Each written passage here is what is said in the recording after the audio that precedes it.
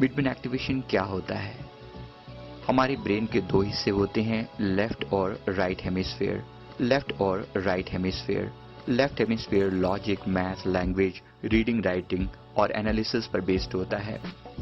Right brain हमारी personality, creativity, intuition, music, art आदि को कंट्रोल करता है। हमारा एजुकेशन सिस्टम ज्यादा से ज्यादा लेफ्ट ब्रेन पर जोर देता है, जिसकी वजह से जो हमारे दोनों हेमिस्फीयर शुरू में बैलेंस होते हैं, 50-50% फंक्शन कर रहे होते हैं, वो इम्बैलेंस हो जाते हैं, जिसकी वजह से बहुत सारी प्रॉब्लम्स आनी शुरू हो जाती हैं।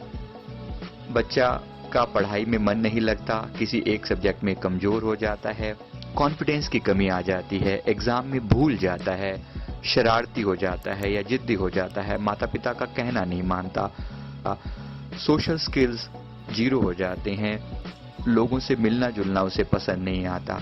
मिडब्रेन एक्टिवेशन का कोर्स, जिसे हम personality development and whole brain activation भी कहते हैं, इन सारी प्रॉब्लम से को कवर कर देता है। क्या होता है मिडब्रेन?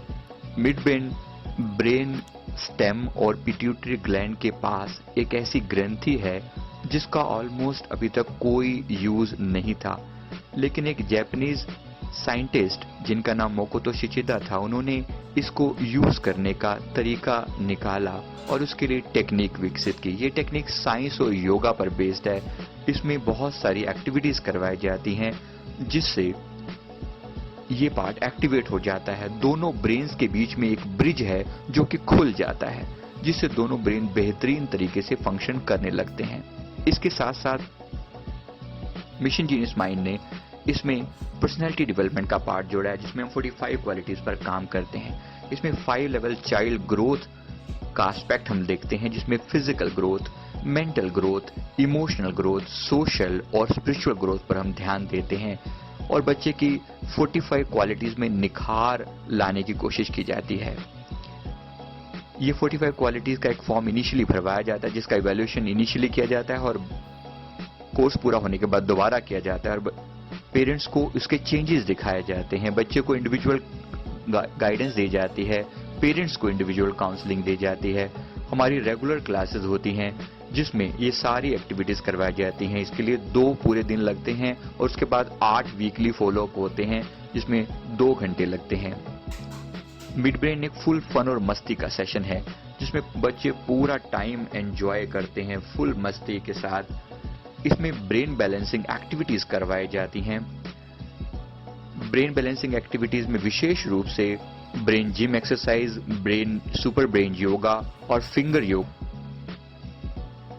पर्सनैलिटी डेवलपमेंट का पार्ट करवाया जाता है, जिसमें अफर्मेशन दिए जाते हैं जिससे बच्चे की पर्सनैलिटी में निखार आ जाता है।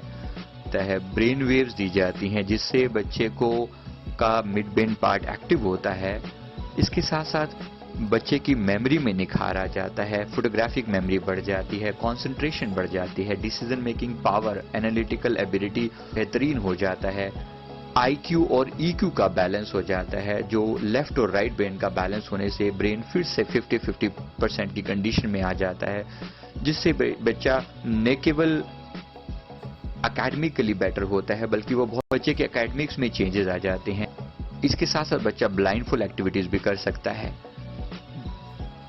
ब्लाइंडफोल्ड सम निकाल सकता है, पेंटिंग कर सकता है, वॉक कर सकता है। बच्चे की क्रिएटिविटी में सुधार आता है, बच्चा एक्स्ट्रा करिकुलर एक्टिविटीज में पार्टिसिपेट करना शुरू कर देता है। लेफ्ट और राइट हेमिस्फीयर, तो राइट ब्रेन होता है, लेफ्ट ब्रेन होता है।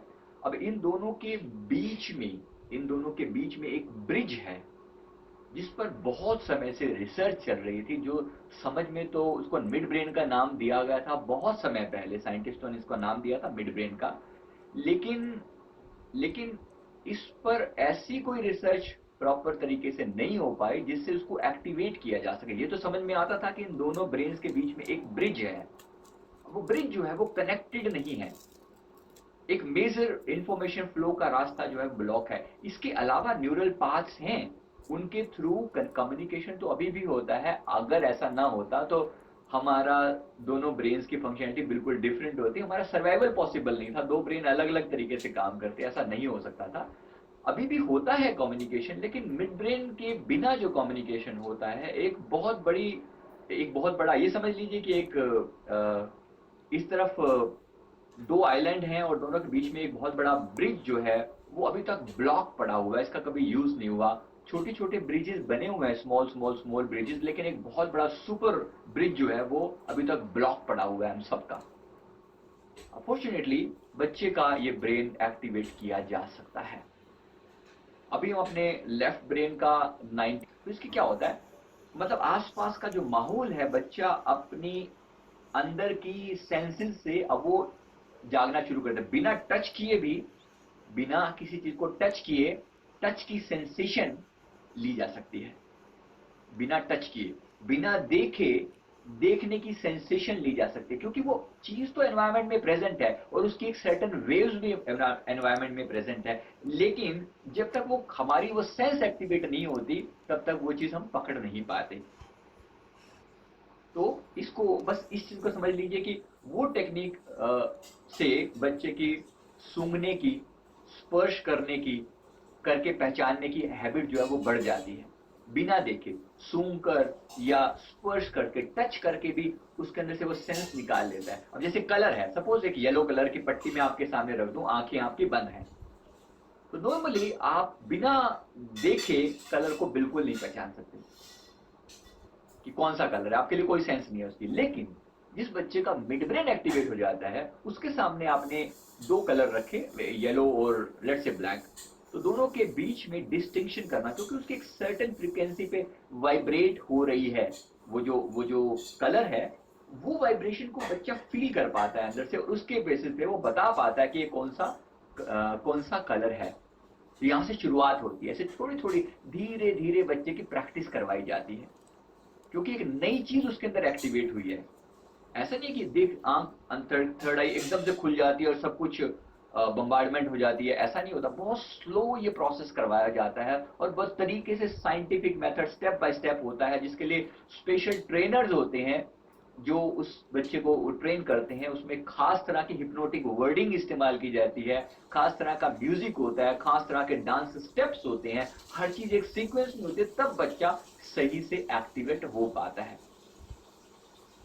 तो इसके बाद जो है इसकी तो बेसिकली क्या है कि वैसे आंख पर पट्टी बांध देने के बाद जो बच्चे की कंडीशन होती है, वो उसको टच करेगा, फील करके देखेगा, कोई ऑब्जेक्ट उसके सामने पड़ा, जैसे येलो और ब्लू कलर की बॉल सामने पड़ी है, आप तो आमतौर पे हम नहीं बता सकते कि कौन सी बॉल है, लेकिन बच्चा उसको सेंस करता है, उसको फील करता है। फील करने से उसकी उस ऑब्जेक्ट का एक प्रतिबिंब जो है, एक इमेज जो है बच्चे के थर्ड आई के यहाँ पर वो अपीयर होती है, उसकी फोटो अपीयर होती है। बच्चा कहता है कि मुझे यहाँ पर कुछ लाइट नजर आ रही है, हल्की सी लाइट नजर आती है, और उस लाइट में मैं देख पाता हूँ कि कौन सा कलर है। अब ये चमत्कार नहीं है तो क्या है, आप सोच के देखिए, ये वही थोड़ा सा और मैं आपको इसके बारे में बताता हूँ क्या और पॉसिबिलिटीज निकल के आती हैं इस चीज के ओपन होने से। तो क्या होता है, एक तो इसकी जैसे ही ये फोकस हुआ यहाँ पर, अब बच्चे को और कुछ नजर नहीं आ रहा, केवल वो एक डॉट नजर आ रहा है, लाइट, हल्की सी लाइट में वो सिर्फ दो ऑब्जेक्ट देख पा रहा है और कुछ नहीं है उसके सामने। आप सोचिए कॉन्सेंट्रेशन कितनी जबरदस्त होगी वहां पर। आप समझ पा रहे हैं इस बात को, क्योंकि जहां पर कुछ और सारा अंधेर है, आंख पर पट्टी बांधी हो, कुछ भी नहीं है वहां पर, बस थोड़ी सी देर के लिए वो पर्दा, उसको एक जैसे स्लिट, एक थोड़ी सी पर्दा खुलता है, उसमें केवल उसको वो ऑब्जेक्ट नजर आते हैं, अब उसके अलावा उसको कुछ और नहीं दिखाई दे रहा। सोचिए उसकी कॉन्सेंट्रेशन कितनी अच्छी होगी। इसी तरीके से बच्चे की आईक्यू बढ़ जाता है, क्योंकि कॉन्सेंट्रेशन से बेसिक पावर है, बच्चे की ब्रेन पर काम होता है, आईक्यू लेवल उसका बढ़ जाता है, लॉजिक उसका बढ़ जाता है, उसका कॉन्फिडेंस, बच्चे का कॉन्फिडेंस लेवल बढ़ जाता है। इसके साथ साथ आंख बंद करके भी जो देख पा रहा है बच्चा, सेंस कर पा रहा है, वो बड़े आसानी से उसको सेंस कर पाता है, और जो सही से एक्टिवेशन हो जाता है उसके बाद तो पूरी किताब को पढ़ लेता है बच्चा, नोट्स पढ़ लेता है, थोड़े मोटे अक्षर हो बस, थोड़े से मोटे, बिल्कुल बारीक अक्षर शायद पढ़ने में डिफिकल्टी हो, लेकिन मोटे अक्षर हो तो बड़े प्यार से बच्चा पढ़ पाता है, उसमें कोई किसी तरह का कोई फ्रॉड की गुंजाइश ही नहीं है। माफ कीजिएगा, इसमें कुछ लोग कभी ऐसा भी दिखाते हैं कि कोई फ्रॉड हो रहा है ऐसा, कोई गुंजाइश नहीं है, आपको अपने बच्चे को आप लेकर आइए हमारे सेंटर्स पर, आपको समझ में आ जाएगा कि कितनी आसानी से ये चीज़ आपके बच्चे को आप प्रैक्टिकली ये चीज़ देख पाते हैं। तो बच्चे की एनालिटिकल पावर बढ़ जाती है। एनालिटिकल पावर का मतलब है डिस्टिंग्विश करने की जो क्षमता है, दो ऑब्जेक्ट्स के बीच में डिस्टिंक्शन करने की जो क्षमता है, एनालिटिकल एनालाइज करने की जो पावर है, वो बढ़ जाती है। साथ ही साथ आपको अब ये टेक्निक कितने समय तक काम करती है, मतलब कितने क्या बच्चा लाइफ लॉन्ग एक्टिवेट हो जाता है? लोगों का सवाल होता है, क्या बच्चा लाइफ लॉन्ग एक्टिवेट हो जाता है? हाँ, बच्चा लाइफ लॉन्ग एक्टिवेट हो जाता है। एक बार प्रॉपर तरीके से मिड ब्रेन एक्टिवेशन हो गया, उसके बाद बच्चा लाइफ लॉन्ग एक्टिवेट रहता है। थोड़ी सी प्रैक्टिस इसकी शुरू के कुछ समय तक जरूर करनी पड़ती है। 3 से 6 महीने का टाइम हमने देखा है कि प्रॉपर करते रहो, उसके बाद वो चीज़ सदा के लिए आपके पास है। अब कितना टाइम लगता है एक्टिवेशन के अंदर? दो बेसिक एक्टिवेशन जो होता है वो 2 दिन में हो जाता है, लेकिन इसके बाद 8 से 10 हफ्ते तक फॉलो अप क्लासेस के लिए आना पड़ता है, जिसमें बच्चे को कुछ प्रैक्टिसेस दोबारा करवाई जाती हैं, कुछ कार्ड्स हैं दोबारा करवाए जाते हैं। पेरेंट्स को कहा जाता है, कुछ ब्रेन जिम एक्सरसाइजेज हैं जो दोबारा करवाई जाती हैं। पेरेंट्स को कहा जाता है कि 10-15 मिनट का फॉलो अप आप घर पर रोज डेली बेस पे लो। क्यों इसकी जरूरत होती है? क्योंकि एक नई चीज हमने बच्चे के अंदर खोल दी है, एक नई पॉसिबिलिटी बच्चे के अंदर ओपन कर दी है। देखिए, ये थर्ड आई जो है, ये हम सबकी, हम जब 5-6 साल के थे, हम सबकी ये सेंस जो है वो खुली हुई होती है, ऐसा साइंटिस्ट बोलते हैं। लेकिन धीरे धीरे क्योंकि हमने उस एबिलिटी का कभी यूज नहीं किया, वो एबिलिटी डल हो जाती है, नील हो जाती है।